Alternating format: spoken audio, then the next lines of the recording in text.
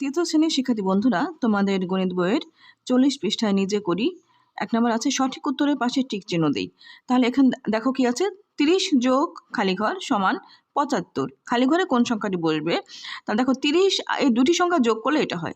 যদি একটি সংখ্যা দেওয়া থাকে এবং যোগফল দেওয়া থাকে, তাহলে যোগফল থেকে আমরা একটি সংখ্যা বিয়োগ করলে আমরা এই অন্য সংখ্যা পাবো। তাহলে এটা কি হবে? বিয়োগ হবে। দেখো 0 আর 5 বিয়োগ করলে কত হয়? 5 হয়।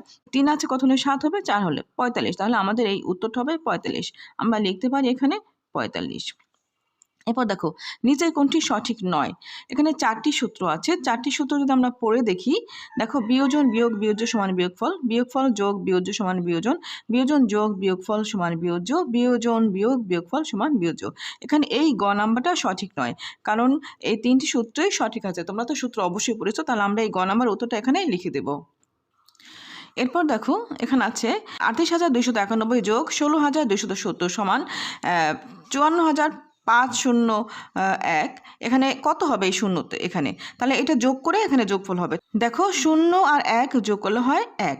তাহলে এই 7 এবং 9 যোগ করলে হয় কত? 9 আর 7 16। তাহলে 16 6 নামবে, যেহেতু এখানে 6 আছে, তাহলে উত্তরটা এটা হবে। আমরা উত্তর লিখব 6। ধন্যবাদ।